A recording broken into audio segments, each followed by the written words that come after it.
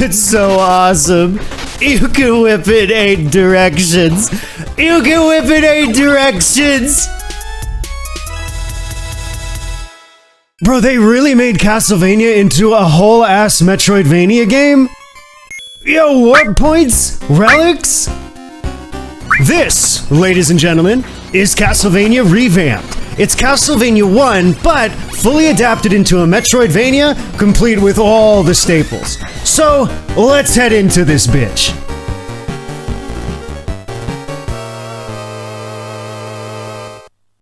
Right away you'll notice the music. They're fun chiptune mixes of the original soundtrack songs. Simon moves really fluidly too. You can change directions in midair, which is a huge change, and he walks along really quickly.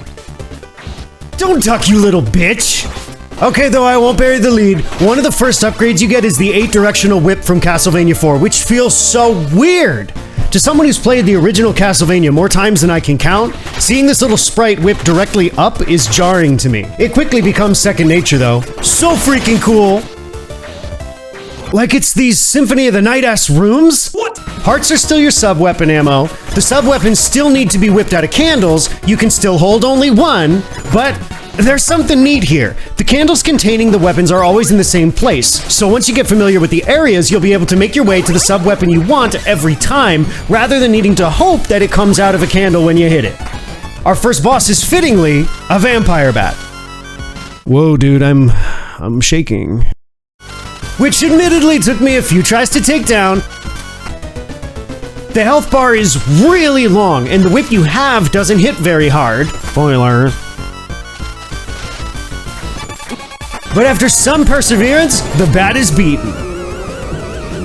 As we start getting more upgrades, we go into another part of Metroidvanias that I absolutely love, keeping mental notes of where each power-up was kept just outside your fingertips to start backtracking and coming back later.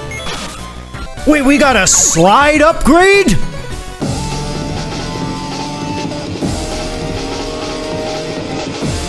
Okay, now that's funny. They're gonna think that's funny. Oh, now we're talking! Let's do this!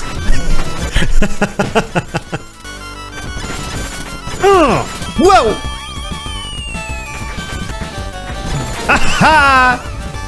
Quick thing that I noticed about the bosses, they now have environmental attacks they can use. So, for example, Medusa routinely rains down these snakes from the sky onto you to zone you out.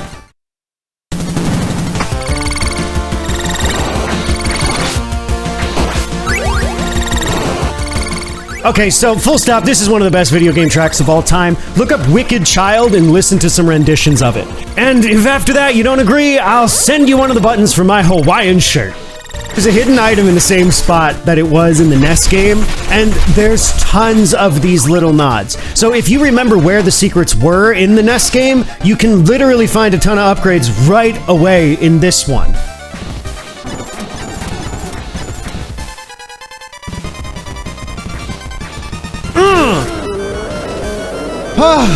That was rough! Wait, what is that? Good thing I had some relics on my side. Oh wait, I never talked about the relics. Okay, back up. When killing enemies, they'll either drop health restore pickups or fat stacks of cash. Once you collect enough, you can use one of the warp rooms to move directly to the store area and interact with this, lovely dude. I grabbed a buff that slows down the movement of the cross to inflict more hits on enemies, even holding it in place for a brief moment. This thing is a little funky to aim, but if you do get the distance right, you do massive damage. Oh, speaking of that, get ready, big boy, and oh, he's a pushover. Okay. But you know it wouldn't be a Castlevania game without Frankenstein showing up.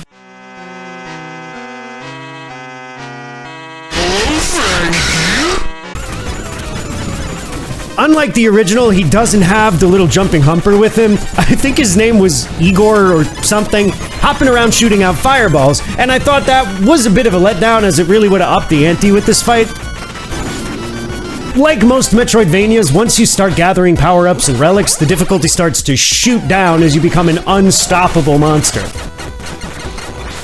I'm not saying the rest of the game is a cakewalk, but it does get easier the more you have at your fingertips. This is such a cool game, and trust me, there's plenty more to see if you're brave enough to check it out. I was never all that into fan games, but I've recently come across more and more that I want to keep checking out, and as I do, I'll tell you about them.